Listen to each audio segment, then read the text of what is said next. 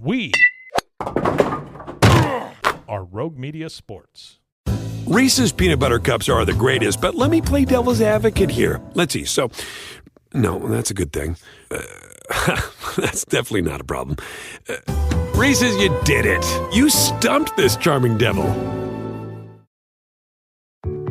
There are any number of reasons you might consider selling your home. To move closer to family, live within a smaller budget, or just wanting a change of scenery. Whatever your reasons, having to figure out all the various housing market trends in your area may not be what you signed up for. That's where an agent who is a Realtor comes in. Realtors have the expertise to help you find the right price and navigate the process to sell your home in a way that's right for you. That's who we are. Realtors are members of the National Association of Realtors. It is day 2 of the Doomsday trip to training camp out here in Oxnard, California, alongside Ed Werder, the award-winning reporter from ESPN, and Mark Frito Friedman from Frito Nation Productions. We have had a big day out here, and we got some big things in store for you. Ed, I think, our sit-down with Scott Linehan, I think folks are going to be excited about that. I thought he shed light on, a lot of different items. And then, of course, we topped it off with a little visit with Jerry. What was from our day 2, our second day, the so-called bone-on-bone practice that Jason Garrett promised us? What stood out to you the most today?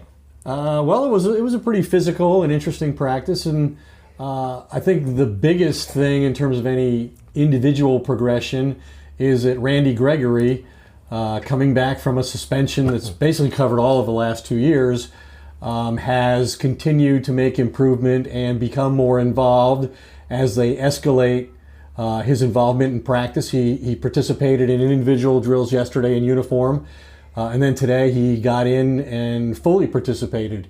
Took 3 rushes in full team activities, looked quick.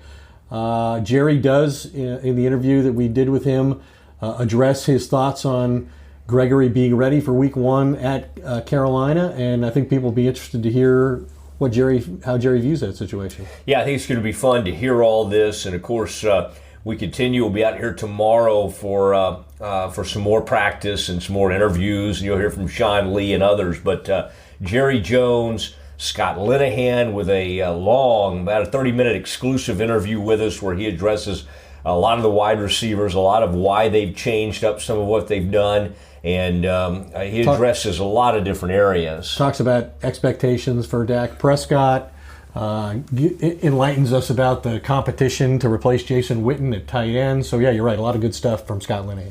All right, we need to talk about some of our sponsors that have made it possible for us to be out here. Hodges Capital continues to be a huge part of this thing, and kicked off their first fund 1992, and today have 6 equity funds, each with a specific strategy. Pretty amazing, and they also do separate accounts for individual investors. More on them later in the podcast. I also want to tell you about the lease lady. She does an amazing job, and boy, there are women sometimes that don't want to go into car dealerships, and it's sort of a male-dominated type thing, as much of the world was for a long time. They do it. She does an amazing job, and I want to tell you about how to make an appointment with her. You can go on Facebook and go to Marie the Lease Lady at gmail.com. It's Marie the Lease Lady at gmail.com, and she does an incredible job, buys your trade, puts the best lease financing in place all over the phone. Your dream car awaits you. Boy, if you dread doing those things sometimes with the dealers, call up the Lease Lady. Her name is Marie. You will love her, and that's why we're in that new Honda Pilot as we speak. Frito, let's go ahead now and play the music for Doomsday.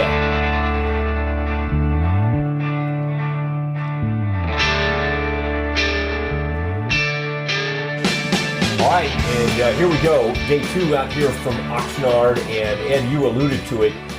We got to visit with Jerry Jones a little bit, and the big story out here today was Randy Gregory for the first time in a long time. I mean, he wasn't around last season. Season before was abbreviated. I mean, the guy has gone a long time without football, and it was good to see him getting involved. And boy, Jerry Jones, after watching him in one practice, had this to say about Randy Gregory and his availability even for the start of the regular season. We certainly have had players that have had challenges, if you will, dependence, and we've had players that overcome that and get to play in the National Football League. And so when you have one, that really burns a candle and gives you a lot of not tolerance is the word, but it just gives you a lot of promise. And so, yes, I'd rather lean that way than the other way.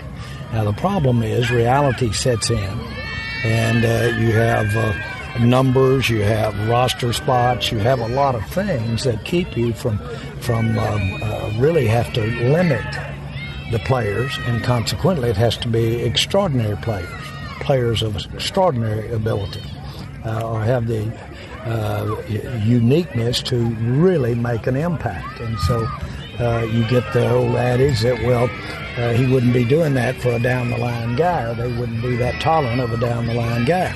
That's true. It's actually very true. And it's there because of the potential impact. That's how come not only I do, but players as well as coaches buy into that and want to give him every opportunity.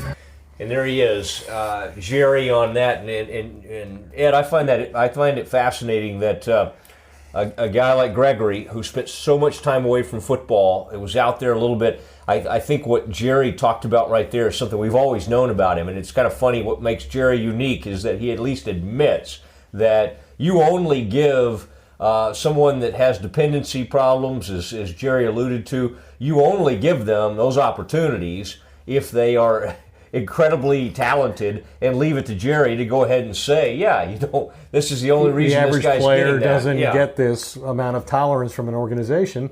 To his credit, he admits to it. I've covered him forever since he bought the team in '89, and I can't really ever remember him making that admission so specifically as he did today. And if you look at his past, then it's very clear that that is his history. I mean, he did it for Michael Irvin, Leon Lett, Eric Williams.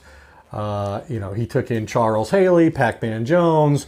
There's no end to the number of players that Jerry has tolerated misconduct and a little dependence issue. I think Randy Gregory's is a lot more than a little.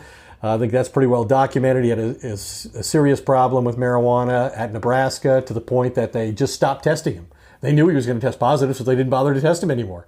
He failed the drug test at the scouting combine. Still, the Cowboys spent the 60th pick on him because they thought he had that kind of raw, athletic, natural pass rushing ability.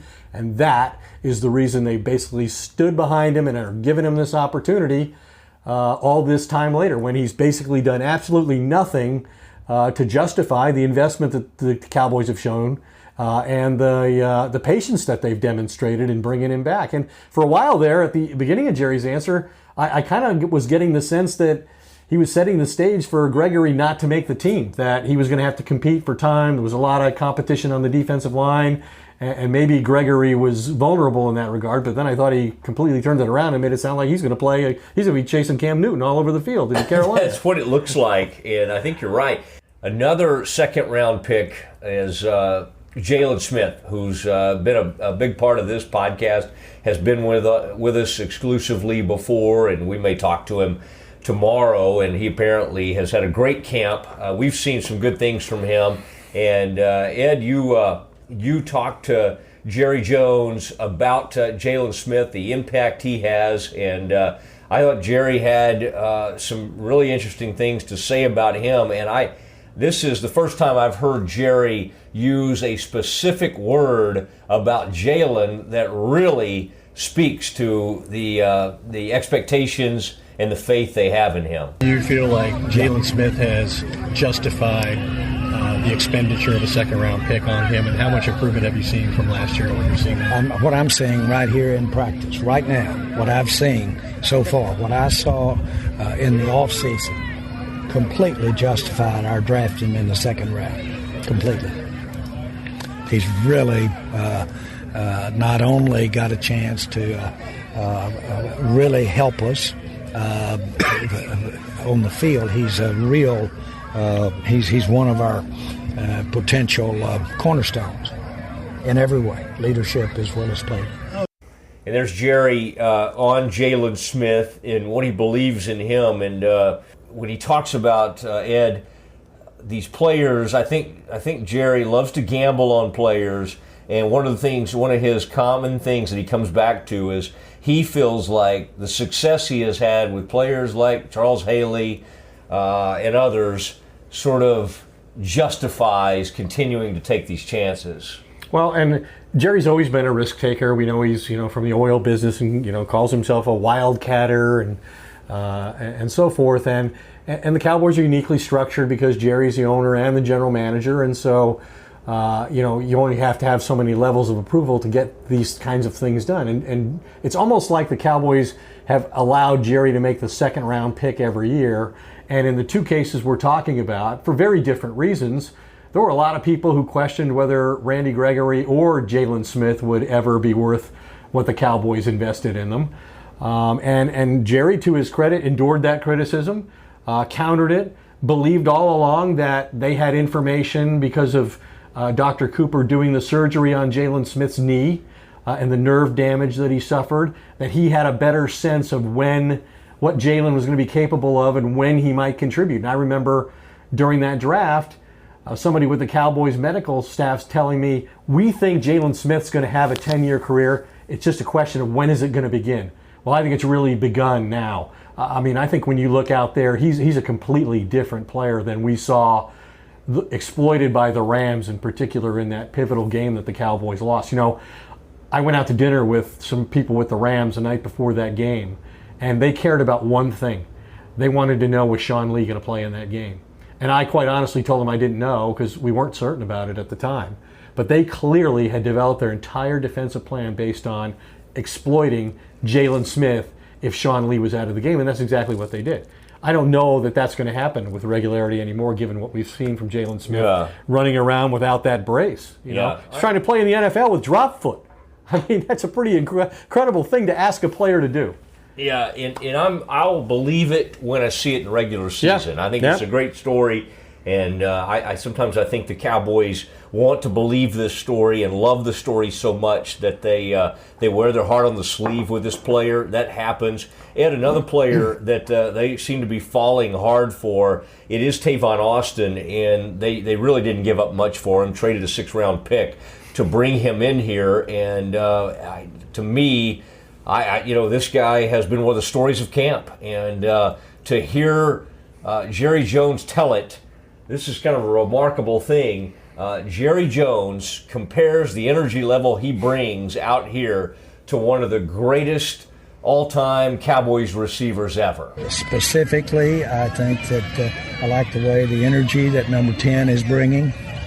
That's inordinate because just by the nature of how we've gotten him here, and then his pedigree, as well as him to bring along that really it's Michael Irvin-ish as far as the energy that he brings.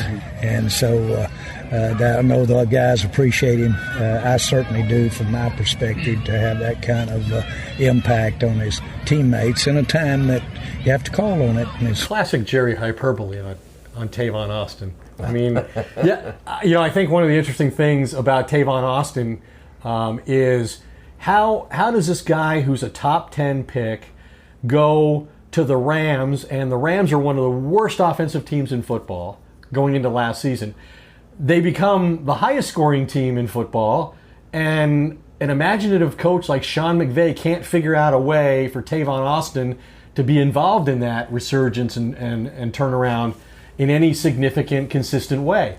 To the point that, this is a guy who failed, but got a second contract that was astronomical, And the Rams still traded him away after this prolific offensive season for virtually nothing, a 6th-round pick. And I was talking to Dak at the end of practice yesterday, and he said, I've only been here for 3 years, but I've never had a receiver with this kind of speed. He said, I'm not going to say I can't overthrow him, but I got to get the ball out of my hands pretty quick if he's running a 9 route. So I think he has a potential to create a lot of explosive plays. We know run after the catch was something the Cowboys failed miserably at last year. They're one of the worst teams in the league in that regard. And I think this is a player that they believe can create the kind of explosive plays that win games. And Jerry's always been a guy. The thing that all three of these guys have in common, Jerry's taken a risk on all of them. Less so on Tavon Austin. You know, Jerry once told me, hey, when we're a good team and we're picking late, those are the times where I feel like I really got to take a risk. That's my chance to go. A damaged guy with great ability is a guy that I have a chance to hit big on, and I'll take that shot when I think it's warranted. Yeah, and they are building this team around damaged players, so they'll continue to see what they can do with that. And we did have an opportunity in talking about Tavon Austin and some of these weapons the Cowboys have, and then the lack thereof. I sense that the offensive coordinator, Scott Linehan, and the play caller for this team, there's a bit of excitement and enjoyment over trying something new. And that is not that he's not going to miss Dez and Jason Witten in some ways, but I think Scott Linehan is willing, even kind of, he's had a long career in coaching. It sounds like he's willing to try some new things, especially with this new cast of characters at tight end and wide receiver. And we had the opportunity to sit down with Scott Linehan.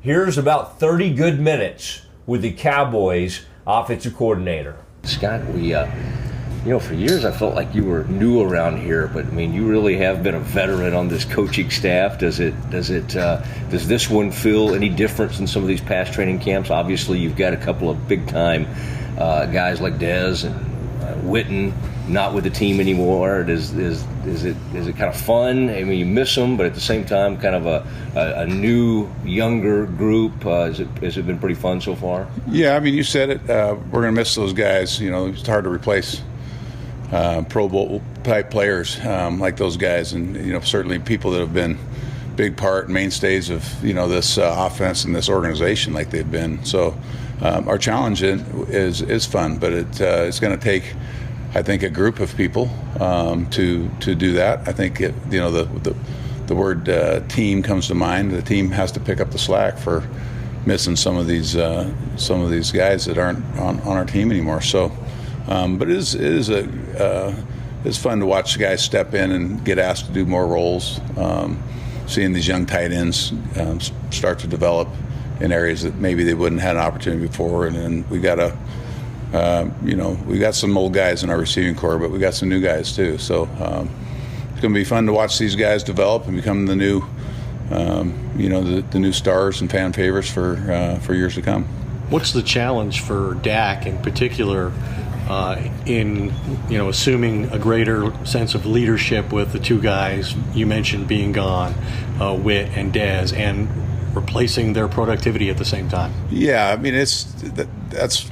Quarterbacks embrace that. They have their whole life. It feels like college, when Dak was probably a sophomore at some point and had a senior or whatever, and those guys move on, and then you got to work. That's what you do your off season, work with the sophomore that steps in, and that's what young teams tend to do and college teams tend to do. The NFL's a little different. Guys are around programs that for years and years and years, and in this case we have the nucleus of our offense is going to be young players and a lot of new players. So he's just got to put in the time, and he's worked harder this offseason than maybe any quarterback I've been around at just spending time with his new teammates. Do you think it can be somewhat liberating for a quarterback like him to not have to force throws or get Dez involved or make sure Witten feels like his opportunities are what he wants them to be? Yeah, I've heard that comment a few times from people. I don't think Dak ever felt like that.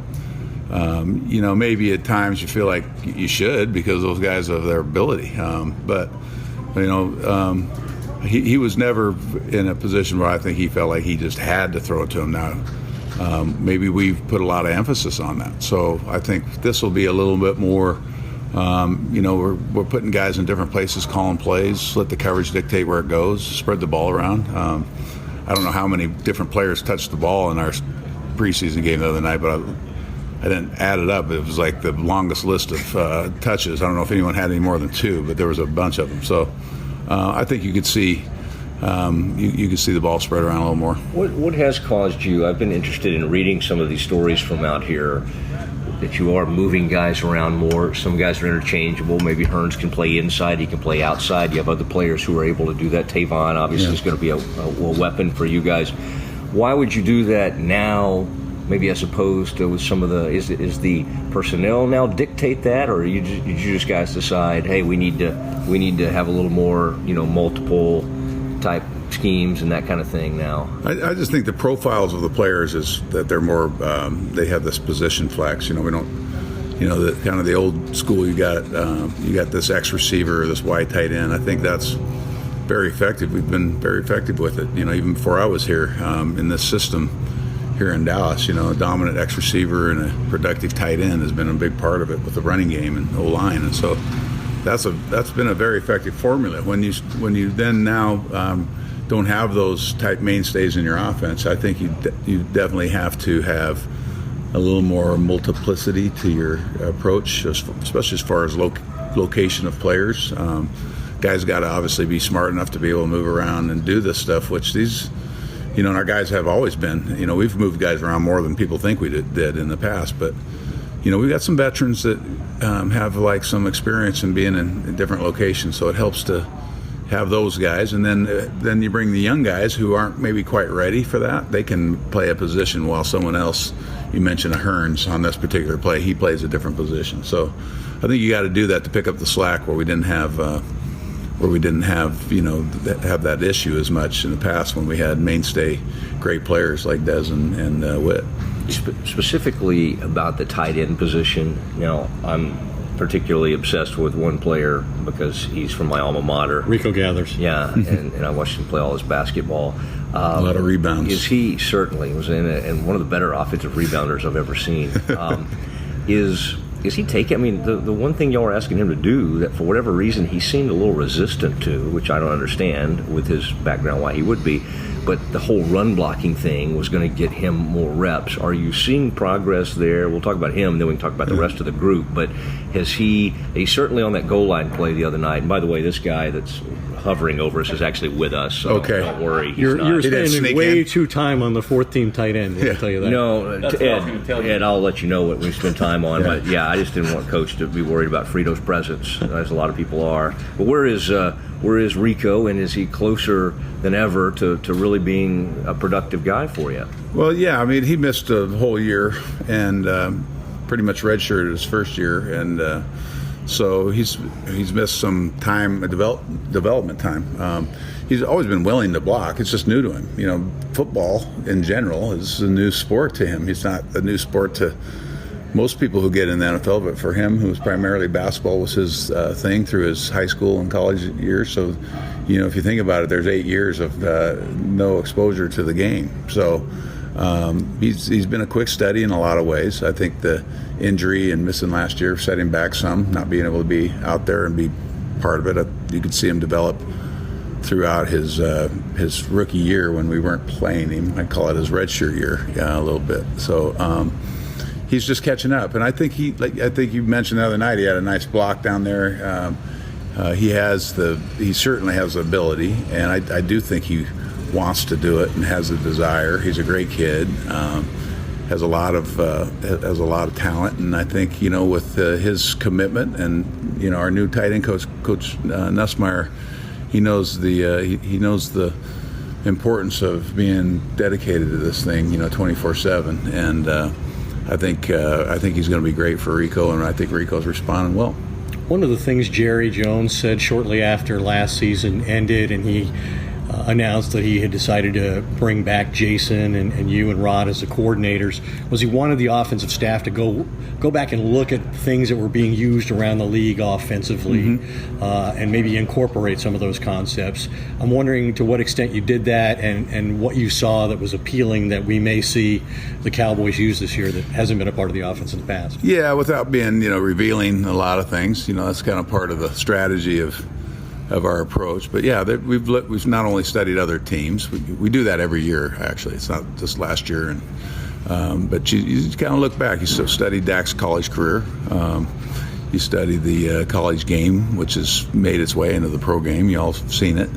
The big buzzwords, RPOs, and all that stuff. I think you'll see some of those things from us more so than you have in the past. We've run them. We've got the zone read game. We've got all those things. Been very effective. Our quarterback 2 years in a row has had 54 called run carries, and I think his average has been about the same, about 8 yards per carry, which you like. You can't go over the top with that because you don't say, hey, we had 54 this year, let's go 250 this year. You don't have that 150 man roster you do in college where if something happens, just put the next guy in. So you have to have a little bit of a, approach that says that you call that when you need that type of stuff, right? So we're going to do that.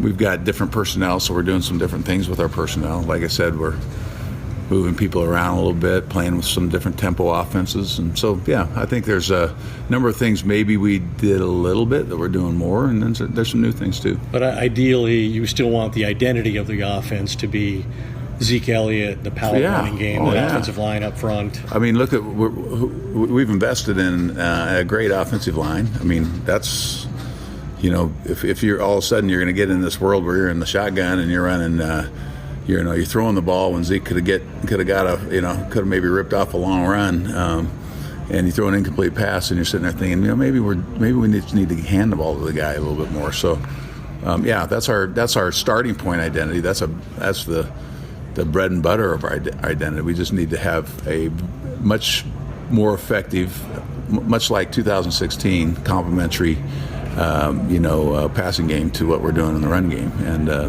felt like we made strides as we got into the middle of last season, and then when we had, the availability of guys and a few injuries, we just as a team, coaches, players, didn't respond very well for a couple of weeks there, and we took a little step back, and then I think we got into recovery mode and played a little more solid and sound, but we weren't the same as we were when we hit our stride middle of the year when we were playing Kansas City at the end. I think we had 4 games there where we scored over 30 points, and we felt more like ourselves, and we got to get back to that and maintain that this year. I think I know you want to jump in here one more time, Matt, but I want to ask one more question if you don't mind. Typically we don't. I mean, the Rico Gathers thing took a lot of time here. But on Dak and kind of the point you just alluded to there with the injuries, it kind of changed everything in the middle of the season. I think there's a misconception about when people evaluate Dak and his first 2 years. I think they believe that he was great as a rookie and then not very good his second year. And I think the reality is that if you break his 2 seasons down into 4 quarters, he's been really good for 3 of the quarters, and then not so good in the 4th quarter, which was when Tyron Smith, his left tackle, went out, when Zeke finally had to serve the suspension. Is that how you see it as a coach? Yeah, we don't like to go down the excuse lane too much. Again, I defend where Dak is after 2 years. Certainly is set a fairly high bar and standard as a rookie. I don't know how many other rookies. Been some pretty great quarterbacks that have played here. I don't know what their rookie years were exactly like because I wasn't here, but I just know how Dak's was, and that seemed pretty good for a rookie. And then funny that a guy goes 9-7 as a second year, and it's like a disaster. And I wasn't as good, but just got to give this guy a career first before you start. I think his 3rd year is going to be much like his first. Lot of much wiser guy now going into it after he's been through adversity in his second. So, this guy is going to be a mainstay for many, many years for this team and in this league because he gets it. He knows how to play, and you don't just do that by accident. You just go out and play that way because you just got lucky. You might get lucky one game, but you don't get lucky for for 16. 22 games. 22 and 10 is pretty good to start his career, and if we give him a chance, he could end up maintaining a win-loss percentage like that would be pretty good. I'm trying to think back over your coaching career, and I'm thinking back to Detroit, your most recent one before the Cowboys, when you did have one of those frontline, unbelievable receivers for your time, some of your time there. What is it? Is it almost give you? Ed used the word liberating, but you don't have what you would call those premier one receiver that's going to just the name. They walk out there and they kind of scare folks or whatever. Have you had that kind of situation before in your coaching career? And what does that sort of give you the ability to do when you have a group like you have here? Because I think we're used to around here, you go from Irvin, and then obviously you got Dez before that. And everybody's like, okay, you got to have a huge name type receiver, and y'all certainly don't have that at this point. Yeah, I just think it's the strength of our receiving core is going to be the core, how they play, the whole thing, their attitude and approach, and just given 110% for the team, and I just think it's more about it's going to be more about the team as a whole, and so I think a group picks up the slack for some great players that aren't here anymore with with Jason and Dez being gone, and I just feel like that's really a big part of our identity and our mantra is playing as a team, and so it's always nice to have those mainstay players. I just think we're going to develop those mainstay players with a young group and find out who they are, and it might be a fun surprise for everybody to see maybe a young player emerge into those roles. So I think it'll be fun for everybody to follow the new guys. Who's the biggest leader like that? When you say Gallup, and you obviously want to point to spend as much time as you can around this guy. I know Dak's shown great leadership. But in that receiving core, which of those guys would you say is going to, in that room, be the guy people really gravitate toward? Well, our older guys, Beasley, T-Dub are guys certainly that lead by example and show how you got to work. I think the addition of Alan Hearns is big for that. He's a consummate pro, does everything you ask and more. He's got ability to play all three positions. He'll do the dirty work blocking in the run game. He'll go across the middle in the slot. He'll do all those things. I mean, that's leadership itself, let alone he's a great example for young guys to see him as a guy preparing for practices and games and how he shows up early and stays late, all that stuff. I mean, that's all authentic stuff, and I think that's going to be a big impact for some of our young guys. The guy that is becoming a real leader for us, is Tavon Austin, because he's been through adversity in his career. He was a high pick, been there with the Rams, and now, got to the end of his contract there and was traded to us. He's got a little bit of a new lease on life, but he's been through it. He's been through extreme highs, being drafted high, playing, and then having, the expectations of his position be a little bit maybe less, utilized, I guess, for whatever reason. Now he has a new lease on life with us, and I think he can be really good for the young guys as well. One of the big concerns in training camp and the preseason that we've seen so far is the officiating as it relates to this new helmet rule, which can be called on offensive players, and it's supposed to be called on offensive players as well as defensive players. You got a very physical running back in Zeke Elliott.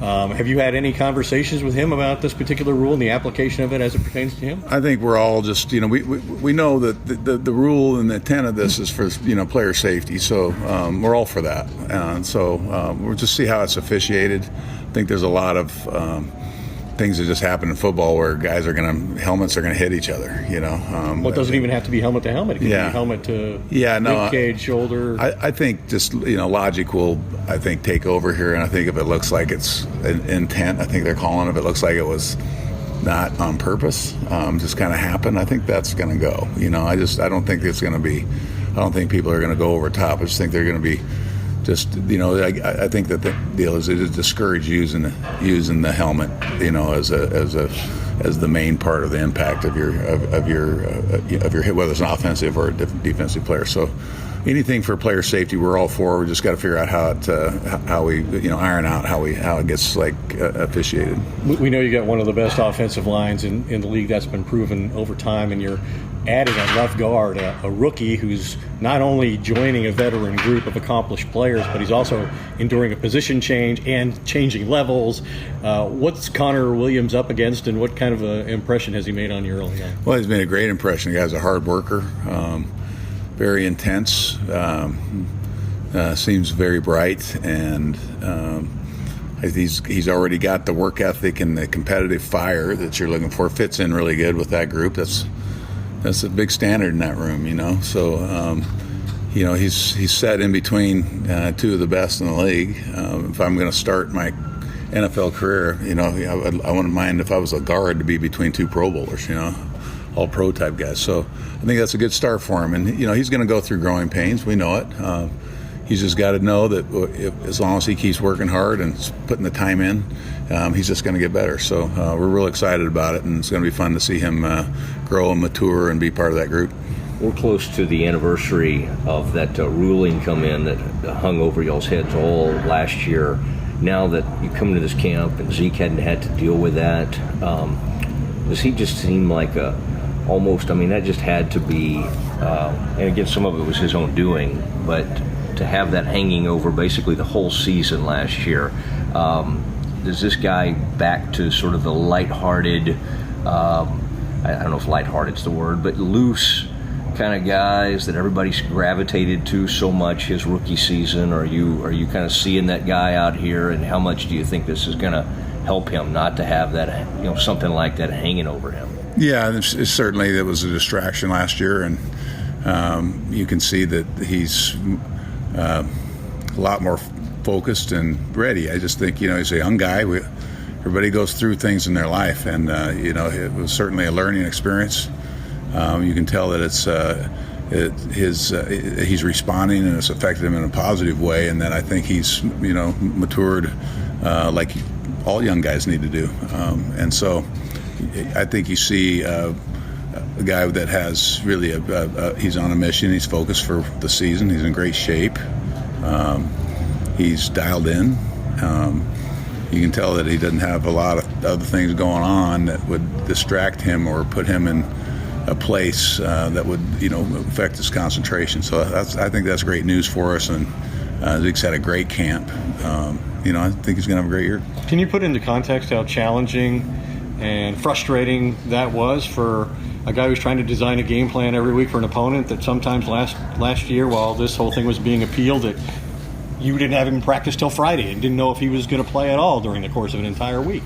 Yeah, it was challenging, but that's part of the deal. You can't, when things are, there's things outside of your control. You guys got to. Those are the things I worry the most about. The things that I don't control. Yeah, the things I control, I think are going to go pretty well. The things I don't control are the things. You literally try to control everything. Yeah, that's the issue. If you can't control them, you don't want to spend a bunch of time worrying about them. You do have to have contingency planning, though, and we spent a lot of time doing that. Like you said, he got some last hour. Yeah. So we weren't disappointed that he was available to play for us. I'm not saying that, but it made it. It made the last year, unique the way it ended up. But hopefully we can avoid those kind of distractions this year and just knock on wood, stay healthy and not have any distractions and go play ball. What's it like? You coached Kellen for a pretty good long run there between Detroit and here, and then having him as the quarterback's coach, it's kind of like he's grown up under you, at least his football career. What's the quarterback room like with him in it, and having a guy that's barely removed from his playing days in there with Dak and White and Cooper and that bunch? Yeah, it's funny. I don't even think of Kellen as a young guy in a lot of ways. I feel like he's just been around and been coaching this. He's been prepared for it. He grew up as a highly successful. His dad, high school coach, his coach's son, played the game like that. He didn't have all the physical tools that a lot of guys have, obviously, but he certainly had the ability to play the game the right way and knew how to win and be that guy. So now that he's in the position where he's coaching, just the way he prepared, how he approached the game, how his mind works, just fits good with the quarterback position. He can right now immediately show these guys this is how we're going to look at our game planning, and hey, we got this period today. These are the 5 things you need to know. And he thinks of it like a player, and at the NFL level, quarterbacks have to almost be coaches on the field. They have to know what I know, what everybody else doesn't necessarily have to know. Quarterback has to know it all. So I think it's been a great and very easy transition for him. Other than he's probably going to have different hours than he was used to having, and he's got a very understanding wife, an unbelievable person, and kids and everything. He'll make that transition, but Kellen will make that transition work because he's conscious of how he wants that to go too. So it's a lot of fun having him in there, and he takes a lot off of my plate. And adds a lot to the room and to just the coaching and the techniques and reads for the quarterback. Here's my last question. You're the only tight end in football in Jason Witten, who played over 1,000 snaps last year, and now he's retired abruptly. How do you evaluate the guys you have now and the roles that you think they can play in what's been a very important position in your offense? Well, yeah, our tight ends, a lot like receivers, it's going to be a group that replaces Witt. There's going to be Swaim playing his role, right? You're going to have Blake Jarwin going in. Sometimes he's Y, sometimes he's a slot RF, or maybe he's our Z tight end, right? So you have that. And we have those kind of things. Dalton Schultz we drafted knowing he didn't have a lot of pass production, but he started with his blocking. So maybe that's something he does first, but he needs to be a guy that can master this part of the route tree, as a rookie. Then you throw the wild card guys in there with Rico and these other options out there at tight end. Then you're all of a sudden saying, okay, well, do you have 3 or 4 tight ends? I don't know, but they're all going to play in a game, much like they did in the first preseason game. I think you're going to see that a lot more in our games. I still think 7 years from now, even if he's done okay, we'll still be calling Rico a wild card guy. that's just gonna. Well, hopefully not. Hopefully he becomes a mainstay. That's our goal. Yeah. One last question for me. So you talked about y'all were talking about RPOs and those things that you've been really gracious with college coaches over the years, and college coaches like to come visit the NFL guys. There has been seemingly more interest from NFL coaches in what some of the different college programs are doing.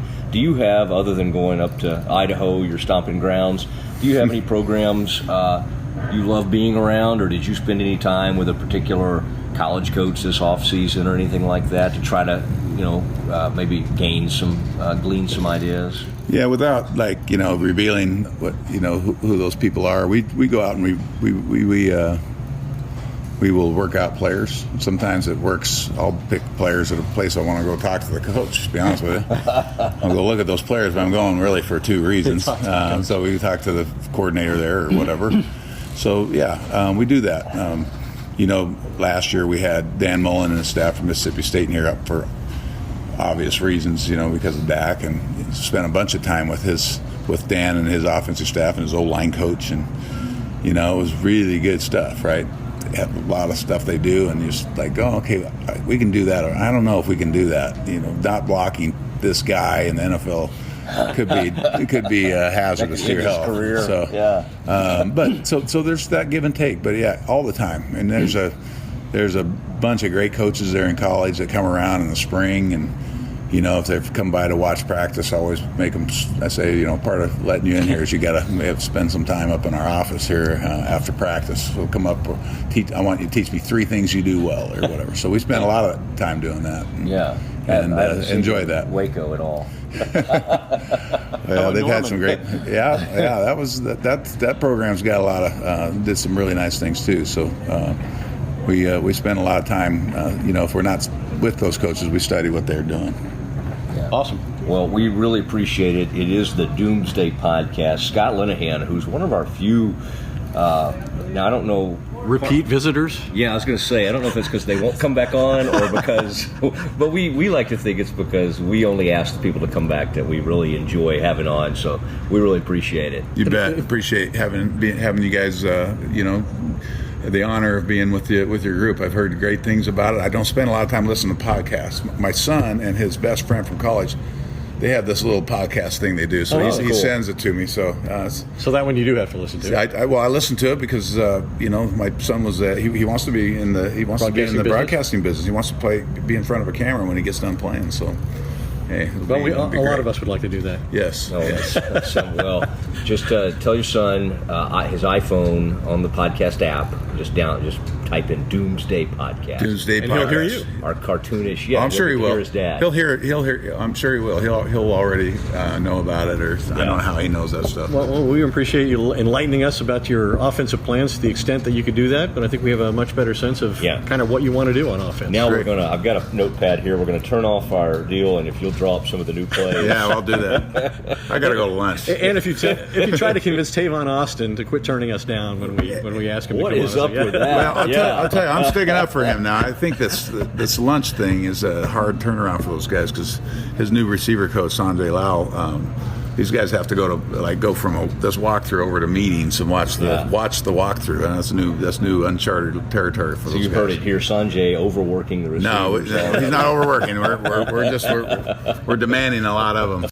And there he was, Scott Linehan, always good and very gracious with his time. And Ed, you'll like that we were sitting there talking to him about podcasts. His son Matt Linehan has a podcast and kind of wants to be in journalism. I think he wants to be in front of the camera and that kind of thing. But don't we all? Matt Linehan, his son, had already found the podcast and was listening to it. Also, I noticed on Twitter, Matt Linehan, son of Scott Linehan, was rooting hard against Brooks Koepka.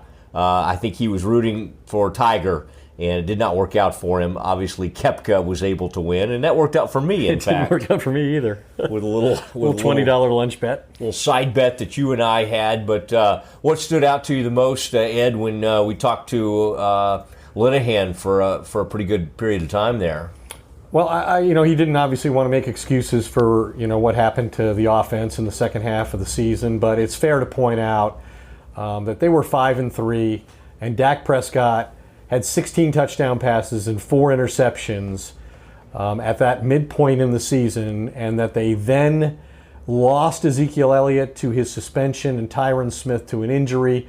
Tyron Smith, the left tackle, and Zeke Elliott, the franchise back on this football team, and the guy really they built the entire offense around, played a total of 3 snaps together in the final 8 weeks of the season.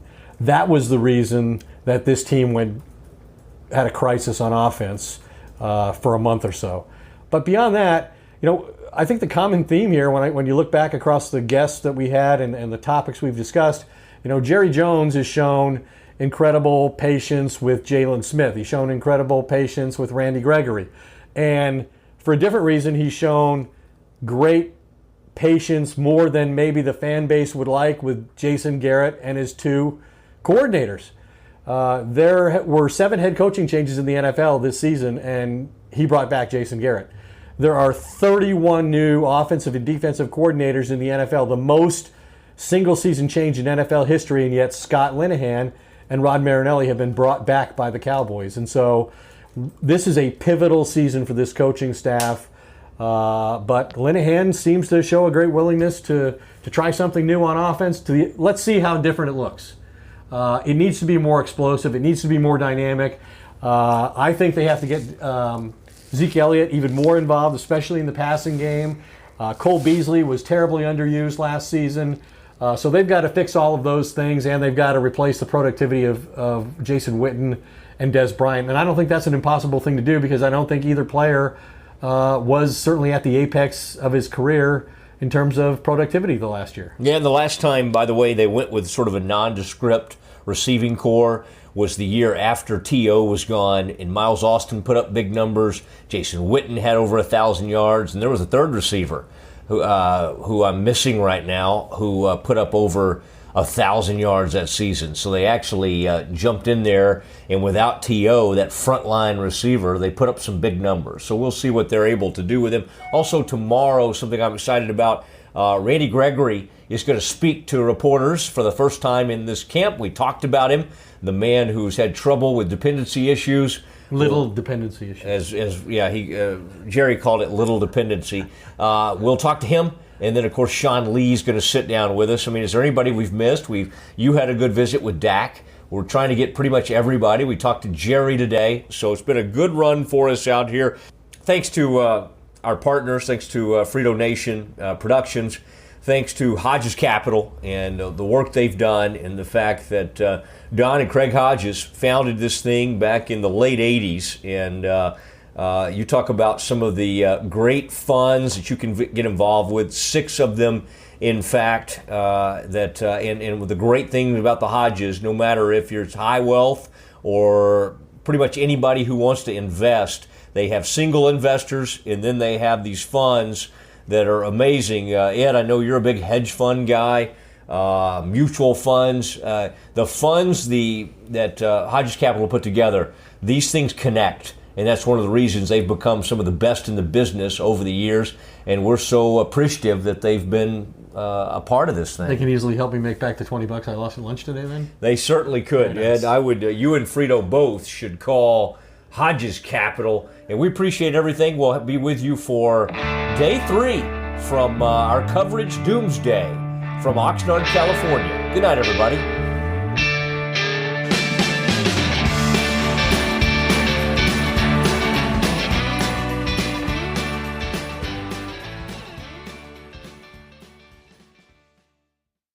Reese's peanut butter cups are the greatest, but let me play devil's advocate here. Let's see. So, no, that's a good thing. That's definitely not a problem. Reese's, you did it. You stumped this charming devil. Is this house a good price compared to others in the area? Are prices going up or down? If I don't make an offer right this very moment, will I miss my chance? These are just some of the questions a home buyer might ask. And these are the sorts of questions an agent who is a Realtor can help answer. Because Realtors have the expertise, data, and access to specialty training to help you navigate the process of buying a home. They provide support, guidance, and have your back every step of the way. That's what Realtors do, because that's who we are. Realtors are members of the National Association of Realtors.